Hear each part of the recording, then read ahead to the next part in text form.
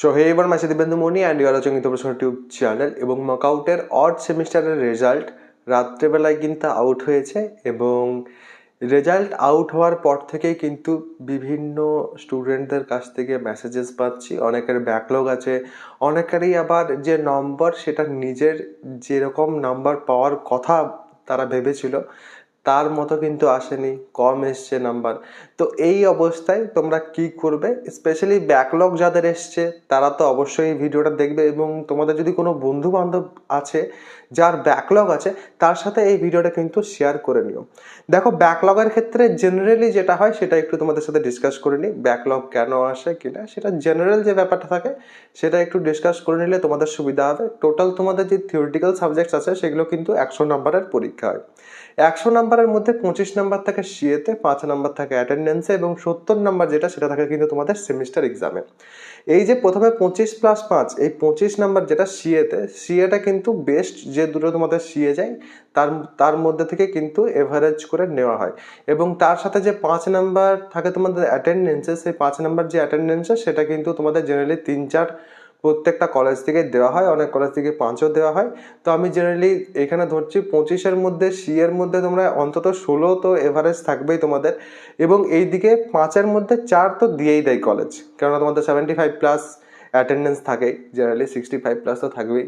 তো সেক্ষেত্রে 4+ তো তোমরা পেয়ে যাবে। এবার যদি তোমাদের 4+ থাকে তাহলে সেক্ষেত্রে 4 আর এদিকে 16-20 তোমাদের হয়ে গেল। এবার বাকি এই যে সেমিস্টার এক্সাম 70 নাম্বারের, এখানে তোমাদের 20 নাম্বার চাই পাস করতে হলে। এখানে যদি তোমরা 20+ না পাও তাহলে সেক্ষেত্রে কিন্তু তোমাদের ব্যাকলগ চলে আসে এবং সেই যে ব্যাকলগটা সেটার জন্যই কিন্তু অনেকে এই ভিডিওটা দেখছে।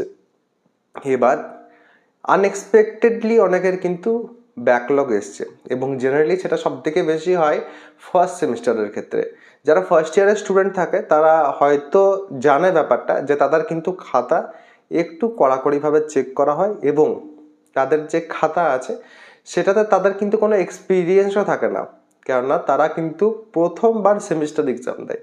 যারা 5th সেমিস্টার বা 7th সেমিস্টারের যারা স্টুডেন্ট তাদের যেমন একটা এক্সপিরিয়েন্স হয়ে যায় পরীক্ষা দেওয়ার, বাট সেটা কিন্তু ফার্স্ট সেমিস্টারের কাছে থাকে না। তো তারা কিন্তু বড় বড় করে লিখতেও পারে না এবং যেভাবে বানিয়ে লিখতে হয় ওয়ার্কআউটের সেমিস্টারে যেভাবে আমি বলেছি আমার ভিডিও আছে সেগুলো কিন্তু তারা ততটা ফলো করতে পারে না এবং সেই কারণে কি হয়, সেই কারণে কিন্তু তাদের নাম্বার কম আসে আনএক্সপেক্টেডলি। এবার যদি তোমাদের কনফিডেন্স থাকে যে আমার নাম্বার বাড়বেই এবং যদি তুমি পাস করে থাকো 6, যদি তোমার থাকে 5 বা 6 থাকে এবং তুমি যদি খুব বেশি আশাবাদী, তোমার যদি কনফিডেন্স খুব বেশি আছে যে আমার নাম্বার বাড়বেই, সেক্ষেত্রে কিন্তু তুমি রিভিউর ক্ষেত্রে যেতে পারো। রিভিউর ক্ষেত্রে কিন্তু নাম্বার কমা বাড়া দুটোই কিন্তু হয় এবং তার জন্য আমি তোমাদের বলছি লাস্টবার কি হয়েছিল, একজনের 6 ছিল কোনো একটা সাবজেক্টে এবং সে বলছিল যে আমার বাড়বেই নাম্বার এবং সে যখন রিভিউ করিয়েছে তারপর কিন্তু তার ব্যাকলগ চলে এসেছে। তো এই রকমের কেস যেন না হয় সেটা কিন্তু একটু মাথায় রাখবে। আর একটা কথা, যাদের ব্যাকলগ এসে গেছে অলরেডি রিভিউ তো করাতে হবে তোমাদের। রিভিউ তোমরা করিয়ে নাও, কারণ রিভিউ বাদ দিয়ে তোমাদের কাছে কোনো অপশন নেই এখন অ্যাট প্রেজেন্ট। আদারওয়াইজ তোমাদেরকে কিন্তু পরের বারে ব্যাকলগ ক্লিয়ার করার জন্য পরীক্ষা দিতে হবে এবং রিভিউর যে প্রসেস, রিভিউটা অবভিয়াসলি আমি তোমাদের কিন্তু জানাবো সেটা। আর রিভিউর ক্ষেত্রে আমি তোমাদের বলে দিলাম যে 5-6 যদি তোমাদের থাকে তাহলে সেক্ষেত্রে রিভিউর ক্ষেত্রে না যাওয়াটাই বেটার। 7-8 যদি থাকে তাহলে সেক্ষেত্রে সেটা তো অনেকটাই স্যাটিসফ্যাক্টরি হয়ে যায়। তো অবভিয়াসলি সেই ক্ষেত্রে তো আর রিভিউতে যাবে কি যাবে না সেটা নিয়ে তো কোনো ব্যাপার নেই। রিভিউ যখন হবে তখন আমি অবভিয়াসলি তোমাদের প্রসেসটা কিন্তু জানিয়ে দেবো এবং তোমাদের যদি কোনো রকম কোনো প্রশ্ন থাকে তাহলে সেক্ষেত্রে সেই প্রশ্নটা কিন্তু তোমরা কমেন্ট সেকশনে জানাতে পারো। কমেন্ট সেকশনে যদি জানাও তাহলে সেক্ষেত্রে সেই যে টপিকটা সেই টপিকটা নিয়ে আমি ভিডিও আনার তোমাদের জন্য চেষ্টা করব এবং এই যে ভিডিওটা কিন্তু বন্ধু বান্ধব যারা আছে তাদের সাথে কিন্তু শেয়ার করে নেবে, কেননা ব্যাকলগ কিন্তু অনেকের এসছে এবং অনেকের কিন্তু আনএক্সপেক্টেড ব্যাকলগ এসছে। অনেকেরই শুনছি যে পরীক্ষা কিন্তু মোটামুটি ঠিকঠাক গেছিল বাট স্টিল কিন্তু ব্যাকলগ চলে এসছে।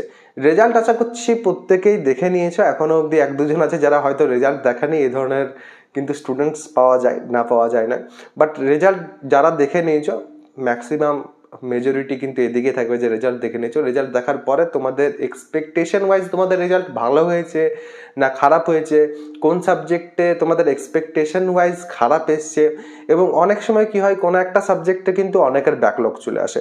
তো এই ধরনের কেস কি তোমাদের সাথে হয়েছে কোনো? সেরকম যদি কোনো কিছু হয় তাহলে সেক্ষেত্রে অবশ্যই কিন্তু সেই ব্যাপারটা আমার সাথে কিন্তু তোমরা শেয়ার করতে পারো, এবং যদি কোনো প্রশ্ন থাকে অবশ্যই কিন্তু সেটা তোমরা কমেন্ট সেকশনে জানাবে। কার কীরকম রেজাল্ট হলো সেটাও কিন্তু তোমরা জানাতে পারো। অনেকেই আমাকে ইনস্টাগ্রাম বা টেলিগ্রামে কিন্তু নিজেদের যে রেজাল্ট সেটা অলরেডি কিন্তু জানিয়েছে।